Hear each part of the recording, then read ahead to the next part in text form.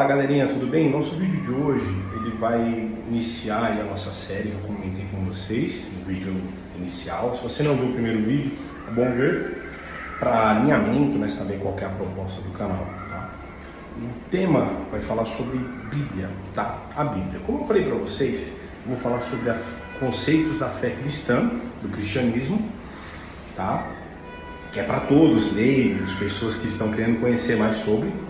E a ideia é começar do zero, tá? Então, essa primeira parte vai ser dividida em algumas outras partes, que é justamente para esmiuçar esse tema Bíblia, tá? A Bíblia que eu falo para vocês é aquela Bíblia que foi aprovada no Concílio de Trento e que tem 66 livros, né?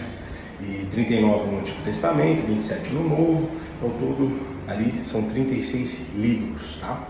Ela foi escrita em aproximadamente 1.600 anos, sendo que o Antigo Testamento foi escrito em 1.100 anos, o Novo Testamento foi escrito em 100 anos e 400 anos, de 350 a 400 anos, eles entendem que foi o silêncio profético. Algumas Bíblias antigas, depois do último livro do Antigo Testamento, tinham 4 folhas em branco, justamente para simbolizar esse período que houve o silêncio profético, tá bom? Há que se falar em silêncio profético, mas a gente acredita que Deus nunca deixou de falar com os homens, tá? Então não houve uma conversa escrita, não houve um relato escrito, mas Deus sempre esteve com os homens, tá? Então a Bíblia é isso, é um livro de 66, né? Um livro que comporta outros livros, 66 livros, e nós entendemos que ele é um livro essencial para a fé cristã, tá? Por isso que é a nossa base. Você sempre vai precisar se basear na Bíblia para embasar os seus pensamentos no sentido de opinião em questão de fatos da vida. Por exemplo, usar drogas é correto? Não, elas fazem mal para o corpo, assim como comer demais faz mal para o corpo, assim como não fazer exercício faz mal para o corpo. E a base bíblica para isso é que a Bíblia fala que o nosso corpo é o templo do Espírito Santo. Então, se eu entendo que o meu corpo é o templo do Espírito Santo, que Deus habita em mim, eu preciso cuidar do meu corpo. Eu preciso cuidar do meu peso, eu preciso cuidar da minha saúde. Diferente de uma ideologia anterior que algumas pessoas tinham, que é de não cuidar do corpo, de não ir ao médico. Na verdade, eu preciso ir ao médico. Mas então e Deus? Deus não pode fazer as coisas? Pode, mas Deus instituiu os médicos. A medicina também é algo de Deus.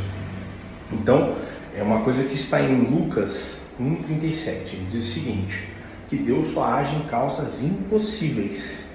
Se é possível que eu controle a minha saúde a ponto de evitar uma diabetes, uma obesidade, qualquer outra situação de vida, vícios, né? Então, depende de mim, não depende de Deus. Deus jamais vai fazer algo que eu posso fazer. Então, esse é um princípio que nós precisamos pensar um pouco. Deus só age em causas impossíveis. Então, o que é possível, eu preciso fazer. Então, Deus não vai, por exemplo, causas impossíveis. Ter um emprego hoje em dia parece uma causa impossível, realmente. Mas eu preciso levantar para procurar um emprego. Eu preciso me colocar no mercado de trabalho. Eu preciso me atualizar no mercado de trabalho. Eu preciso fazer tudo que está ao meu alcance para possibilitar que Deus faça a parte dele. Porque Deus, ele é justo, tá? A gente vai entrar numa aula também para falar sobre isso, sobre os princípios e outras coisas mais referentes a Deus. E uma dessas coisas é isso, da justiça de Deus. Ele é muito justo, ele jamais vai te dar algo de mão beijada, tá? Uma coisa importante, tem gente que às vezes não estuda para as provas, às vezes não se dedica, não faz como deveria e espera que Deus faça a parte dele. Ele não vai fazer a parte dele se você não fizer a sua, tá bom? Então essa é uma coisa muito importante para a gente pensar. A Bíblia, nós entendemos que é a voz de Deus para conosco, tá? Ela fechada, os antigos falavam isso muito. Ela fechada pode ser confundida com um livro qualquer, mas aberta é a boca de Deus falando. Então, o autor da Bíblia é Deus.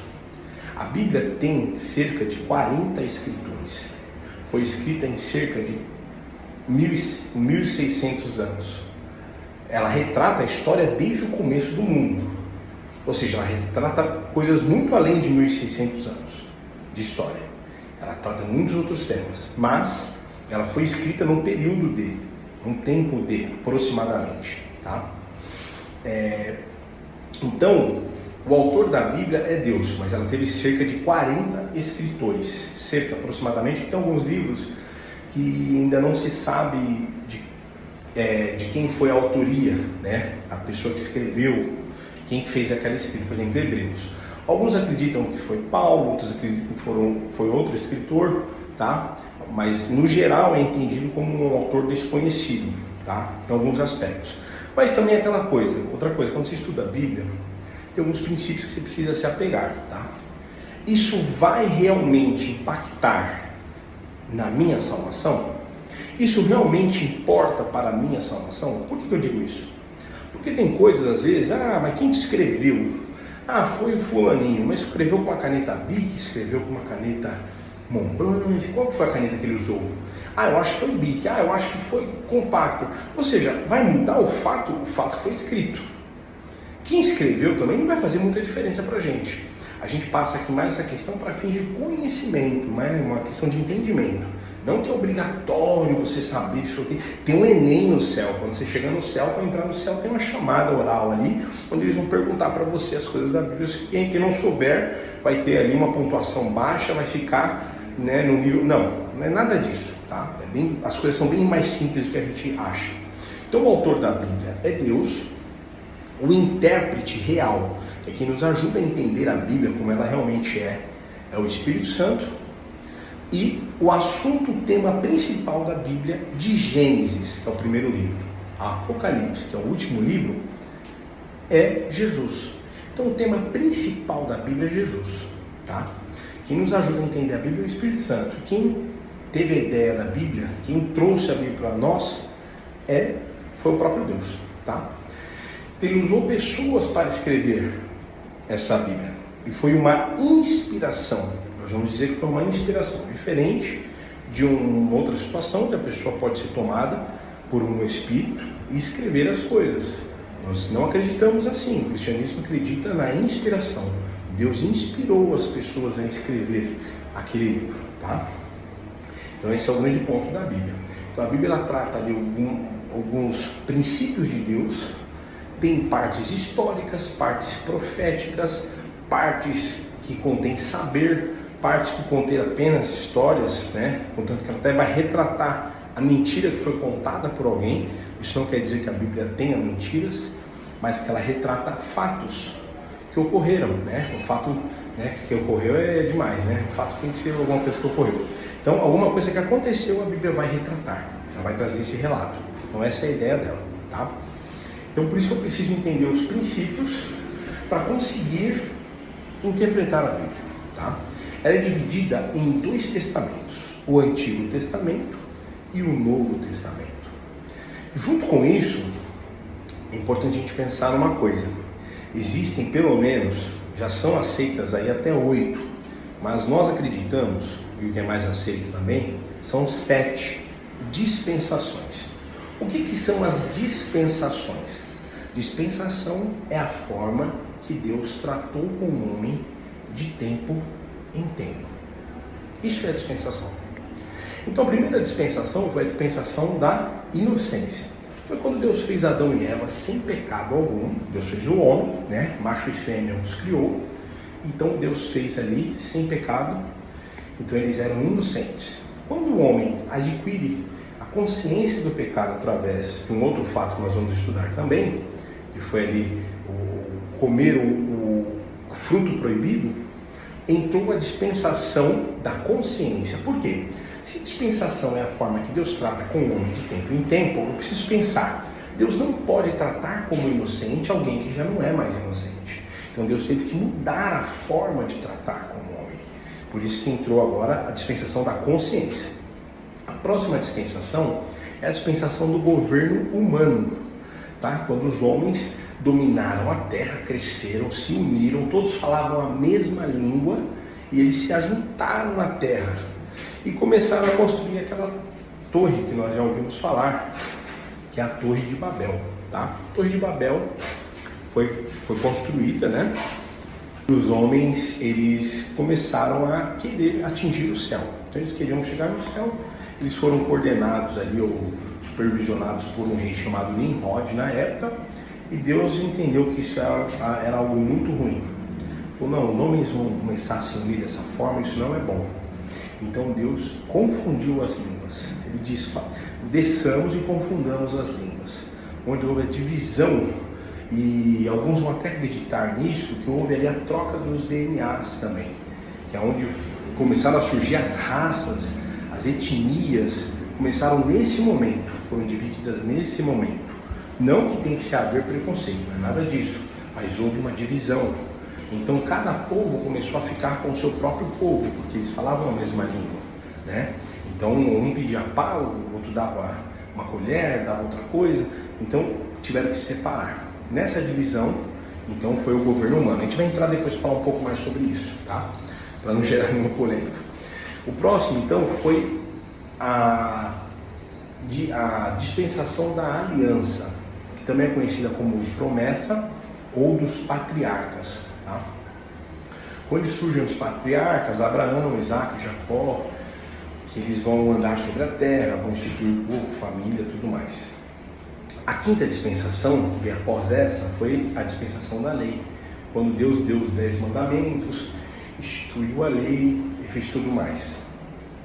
Isso foi marcado pela presença de Moisés. Moisés foi o homem responsável por introduzir isso ao povo, a pedido de Deus. Na sequência vem a dispensação da graça. Quem implantou a dispensação da graça foi o próprio Jesus, tá? Jesus vindo do céu para conosco. Deus enviou o seu Filho amado e ele morre na cruz e ele implanta essa dispensação da graça, tá? A forma que Deus trata agora com os homens na graça. Graça, para quem não se lembra, significa favor imerecido, tá? Então é algo que nós não merecíamos e nós recebemos através de Deus, tá? Por fim, que é a sétima que eu comentei, que é a seita, seria a dispensação do milênio, ou milenial. Ou seja, o milênio vai ser depois de alguns eventos que nós vamos ver também que está lá em Apocalipse. Vai ter aí os 1000 anos, né, de paz, onde o diabo vai ser preso, as pessoas vão viver um sonho, né? E aí nós entendemos que esse momento é o momento, uma outra forma que Deus vai tratar com o povo, tá? Que não vai ter doença e tudo mais. E a oitava, que não é aceita, mas é um período que vai acontecer também, é o eternidade, né? Então, após o milênio, vai haver uma separação de quem iria para o céu, de quem não iria para o céu, iria para um lugar de sofrimento, porque teve suas escolhas diferentes aqui na Terra, tá? Essa oitava não é aceita como dispensação, mas ela vai acontecer também. O tempo da eternidade nós entendemos que ele vai ocorrer. Só que depois disso, acabou, né? É só a eternidade, tá? Então, nós iniciamos um pouco falando sobre isso, tá? Então, falei sobre os 66 livros. Na próxima conversa que nós tivermos, eu vou tentar abranger um pouco mais os temas. Se você tiver alguma dúvida sobre o que eu já falei aqui, fique à vontade para mandar. Ou tiver outra dúvida sobre algum outro assunto, pode mandar também. A gente vai conversando e vai trocando essas ideias juntos, tá? Muito obrigado a todos. Fiquem com Deus. Tchau, tchau.